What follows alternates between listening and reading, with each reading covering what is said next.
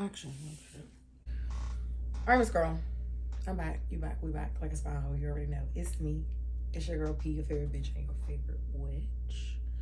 They tell me I shouldn't cuss in the beginning of my YouTube videos, but what else? Right? Never mind.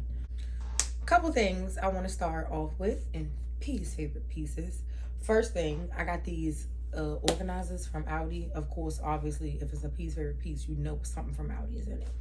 So I got these counter organizers from Audi, and it has transformed my bathroom. Like, if you, I'm gonna be like, you know, like the real YouTubers, like they like, oh, I'm not gonna show you the inside of my house because last time I did that, people found out I lived. But anyhow, I have a really, really big bathroom counter. Like, it's real long. Like, I can get on top of it. Do with the information what you will. I had things like kind of like lined around the perimeter of it. Like, really nothing like on the center, but things just like lined around the perimeter of it. And so now I got these organizers. Like two of them is like a corner thing, like corner shaped. Got stuff stacked up on that. Then one of them is like a 2 drawers, pull out, but they're like the top is like open and it's like made out of like that, you know, that stuff that like a locker shelf is made out of, like that wire mesh looking. Yeah, you know what I'm talking about. Yeah, it's like it has transformed my life, my bathroom. Shout out to Audi. Love that for me. Another thing I want to touch on for Piece Favorite Pieces, I went to a shoe sale the other day, last Friday. It was nothing short of amazing. Nothing short of amazing. I got so many pairs of shoes, like for not a lot of money. I'm not going to put you in my pockets or anything like that, but I got 14 pairs of shoes. You do the math. Do with that what you will. And the last thing I want to say for Piece Favorite Pieces is obviously abracadabra,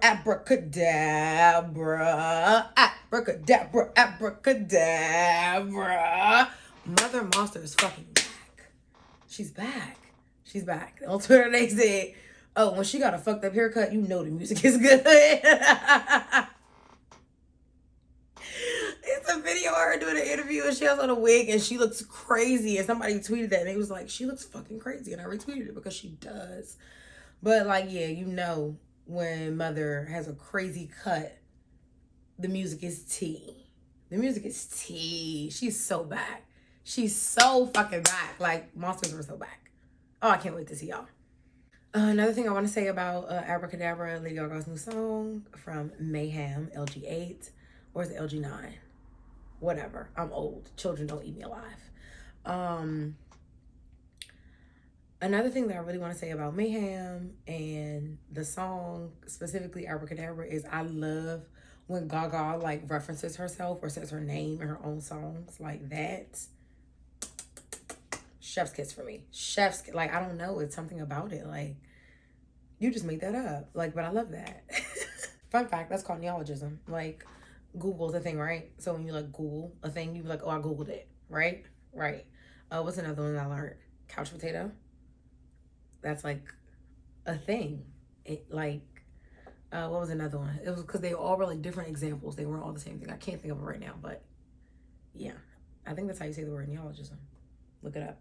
Like Kickball Day saying, look it up. The thing that pissed me off today, it pissed me off many days ago, but I guess I'm going to talk about it now, is I've come to terms with the fact that the legacy and the learning and unlearning that I've done can't start and end with me specifically. So that means that I do have to have a kid. And it's just like, it's not what I wanted to do. But it can't end all be all. Like, I'm sorry, it can't. It just can't. It can't. If you know me personally, you know that I want to start a small cult. I mean that in the best way possible. Nothing weird, nothing power play, nothing weird.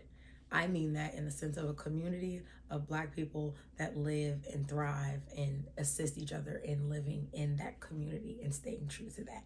That's what I mean when I say cult. I don't mean anything religious or wild or nothing like that.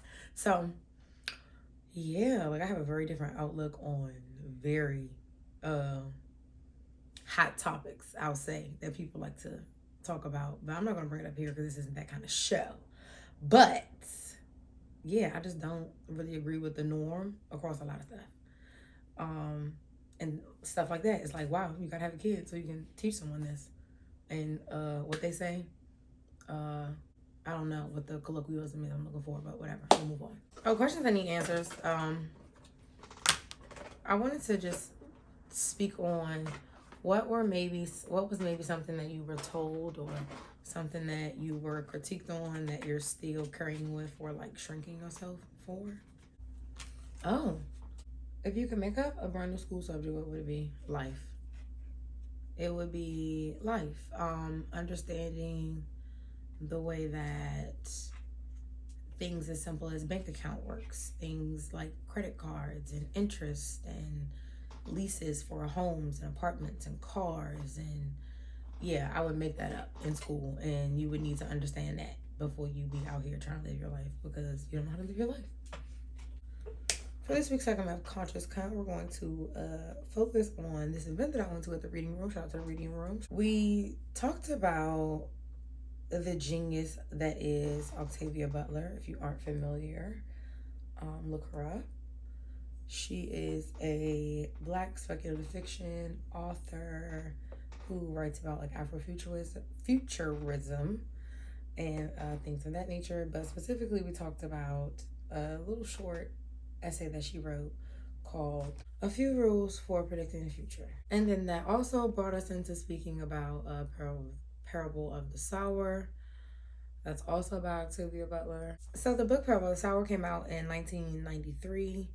It was set in the year 2024, and I was introduced to it in 2014 when I was in college. And then I was like, oh, that's 10 years from now. Like, that'll never happen. Whatever. Like, just being, not even that'll never happen, but just like being a young person and not taking it as a possibility, and not only a possibility, but the possibility. So, do with that what you will. So if you aren't familiar, it's set in like a dystopian 2024, and it follows, a young lady on her journey, and that's all that I'll say. And it's time that we start talking about the real possibility that Octavia Butler might be the witch. Because, girl, how you knew that? How you knew that? Tell me more. Bar for bar, just to go ahead and get it right into it, get a little ratchet with it. Oh my God, y'all. It's so bad how much I really love Future's music, because it's like he be saying crazy stuff, but like the music be so good. Like that, I feel the way about YoungBoy too. Like his music is so good, but like he be saying some insane stuff. I'm going to shout out MJ by Future. That came on Shuffle like 2-3 years ago, and then it made me like revisit just the whole mixtape Pluto drink, and like the other, like, what is it, We Still Don't Trust You, or it's huge. He really does it for me. All right, now let's move right into hashtag I cannot make this shit up. So happy Black History Month. Wait, are you Black? Let me cut you off. Are you Black? Comment below who some of y'all favorite Black people is. I don't know if you didn't comment, because I'm gonna have people looking at it that didn't comment, and I know you're gonna be Black because I have very few friends that are white. So, right. My favorite Black people, the first one that comes to mind would 100% be Prince. Because I know that that's like a whole thing, like him, Michael Jackson, all that good stuff, but it's Prince for me. And because I have a hosting on Friday, please come see us at the Art Room. Mystique Goddess Unveiled. We are having a show at the Art Room, Houston, Texas. Find me on my socials. I have the tickets in my story, all that good jazz. Check us out. I'm gonna say like some of my favorite vintage Black burlesque cabaret girls, shake dancers, burlesque dancers, whatever you want to call them. Who comes to mind? Lottie the Body, Elizabeth, China Doll, Dickerson, Baby Esther, what's the lady's name from Sanford and Son? His sister. LaWanda Page. Yeah, so shout out to, the Black queens paving the way. Okay, now let's get into the astrology. Again, I'm trying to keep these episodes short. I'm really trying to leave today, y'all. But on the 2nd of February, on the 3rd of February, Venus, the planet, did enter the sign of Aries. of Aries. And, you know, that just gives, I don't know why when I heard that, it was like, love overload, love overload. I'm sure that I didn't mention Venus is in its retrograde shadow. It will retrograde that on March 1st, I believe, in the sign of Pisces, actually. But we'll talk about that when March 1st gets here, girl. On February the 4th, Jupiter did go direct in the sign of Gemini, so that, you know, when I say goes direct, that means that it did come out of retrograde. Because retrograde, you know, it appears to be going backwards, and when it goes direct, it's coming back to the original way that it should be, if that makes sense. Well, we're gonna have another Kazemi on February 9th. Y'all know, let's talk about those. The sun and Mercury will, you know, align and be at the same degree.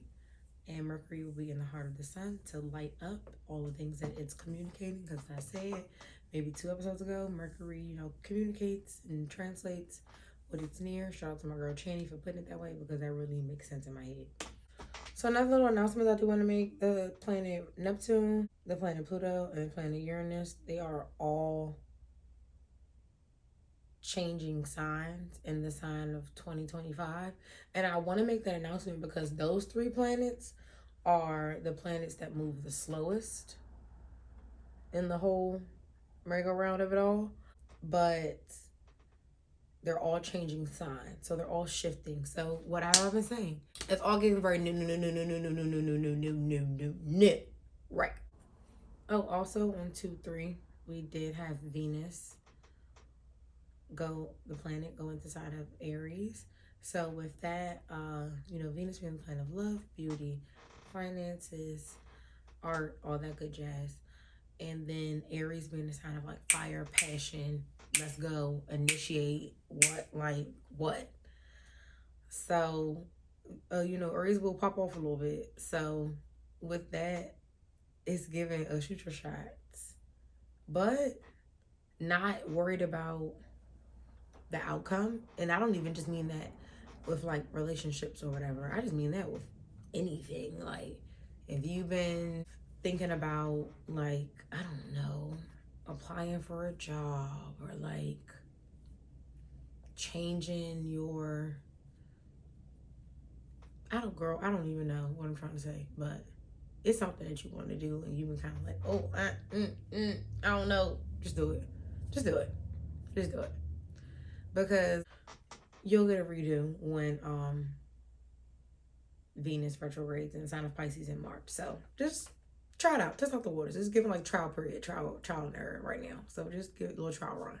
See what happens, whatever. So, you know, let your freak flag fly, and not in the way that you think that means in any way. Any way that you're different, any way that you are set apart from a group of not fitting in or whatever. Be open and expressing with that. Be of love. Have love in your heart. Be open to love. And I mean that in all ways. In ways of new relationships with things regarding your workplace, or new relationships regarding your habits, or new relationships regarding whatever. Just consume and be of and around and invested in things that light you up. You know? Right. And then, like, back to the comment that I made earlier about, like, you know, like, what are you carrying with you that maybe you were scolded for, whatever the case may be. Like, just think about that, and then just associate it with covering what's been hidden in plain sight kind of thing. And then, like, what is assisting your shortcomings for the things that you can control. Because there's things that we can't control. So let's be for real. If we can make anything be full fucking real, you already know.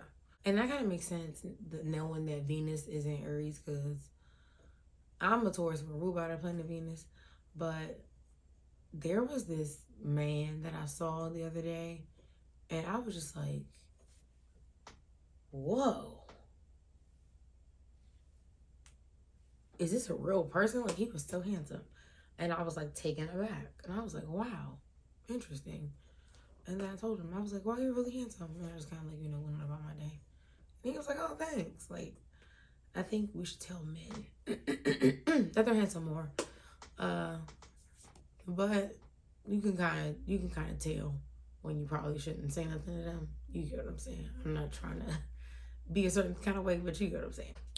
That's really all I got for you. Look at where Aries is in your chart, where Pisces is in your chart, if you're familiar with your chart, to understand, you know, what's going on, what's going down with the retrograde. Well, then Mercury does move into the sign of Pisces on Valentine's Day. So, happy Valentine's Day to you all. Enjoy that. Yeah. That's the episode. See you guys next week. Bye.